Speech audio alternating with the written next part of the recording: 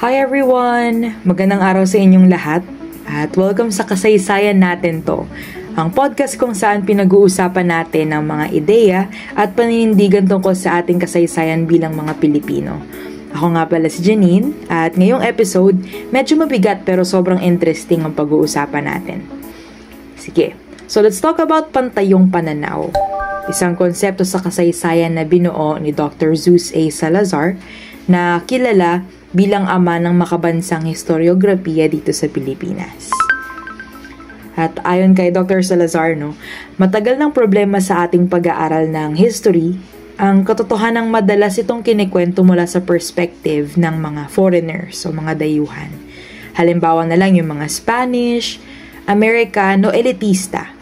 Kaya ang tanong niya, paano natin tunay na mauunawaan ang sarili nating history kung iba ang nagkikwento nito para sa atin? Kaya dyan papasok ang pantayong pananaw A way of telling history from the inside. Meaning, tayong mga Pilipino mismo ang nagkikwento para sa kapwa Pilipino gamit ang ating sariling wika, culture, tsaka mga karanasan. And nabanggit dito na may tatlong pangunahing pananaw si Dr. Salazar na nabanggit.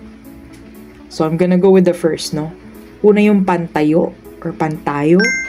Pantayo. I think pantayo is the right term. Para siyang history by us, for us. To emphasize a little bit, tayong mga Pilipino dito ang nag-uusap para sa isa't isa. And so ito raw ang pinaka-authentic kasi rooted sa ating konteksto.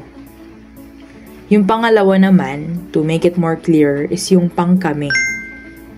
Parang us talking about ourselves, pero para sa iba. Kumbaga, pinapaliwanag natin ang sarili nating kultura sa mga banyaga. And meron din yung pangatlo naman is yung pansila. Ito naman ay tungkol sa kanila. Kung paano natin naiintindihan ang mga banyaga at kultura nila at paano ito nakakaapekto sa atin. Pero, now you might be thinking, okay, pero paano ito sa how is this connected sa course natin? Sa course natin sa SNED o Special Needs Education. And here's the thing. Kasaysayan o history is about giving people a voice. At kung seryoso tayo sa paggamit ng pantayong pananaw, hindi lang ito tungkol sa pagbabalik sa sariling wika o kultura. Dapat kasama rin dito ang pagbibigay puwang sa mga sektor na kadalasang hindi naririnig. And this is very relevant sa field natin for the people with special needs, Sa konteksto ng special needs education, napakahalaga talaga ng history. And here are some reasons.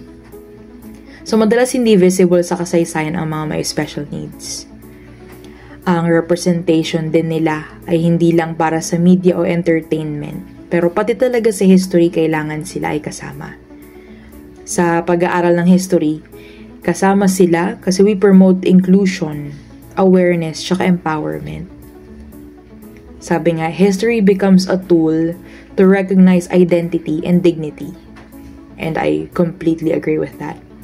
Pero sige, imagine a classroom na may learner na may special needs and nakarinig siya ng story about someone like them.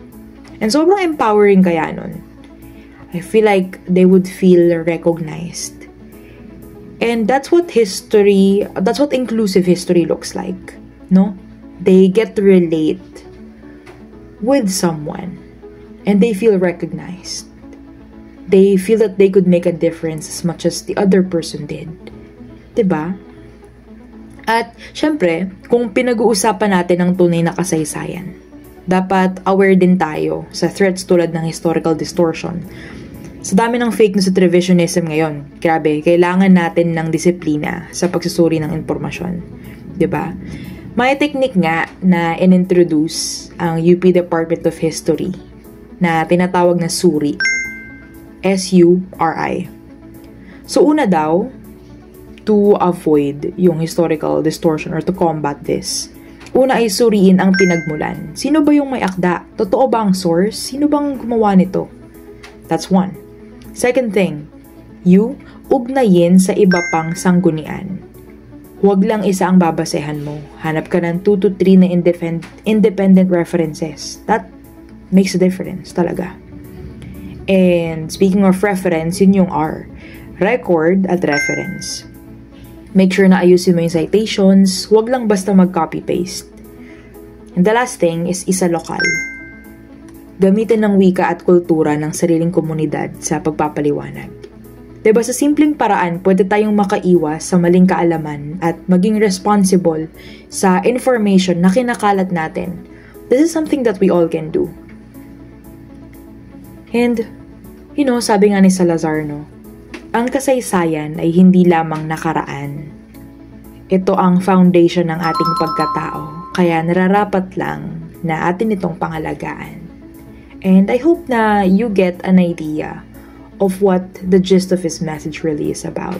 So, to wrap it up, kung gusto nating mas maunawaan ang sarili nating kasaysayan, dapat tayong bumalik sa ating boses, sa ating perspective, at sa ating mga karanasan bilang Pilipino. At bilang Futuresned educators, bahagi tayo ng pagkikwento ng kasaysayan. Kasaysayang inclusive, makatarungan at makatao. And yeah, that's it. Ako si Janine at ito ang kasaysayan natin to. Huwag kalimutang i-follow ang podcast ko para sa marami pang usapan na makabuluhan. At hanggang sa susunod, paalam at tandaan, ang kasaysayan ay atin at para sa lahat.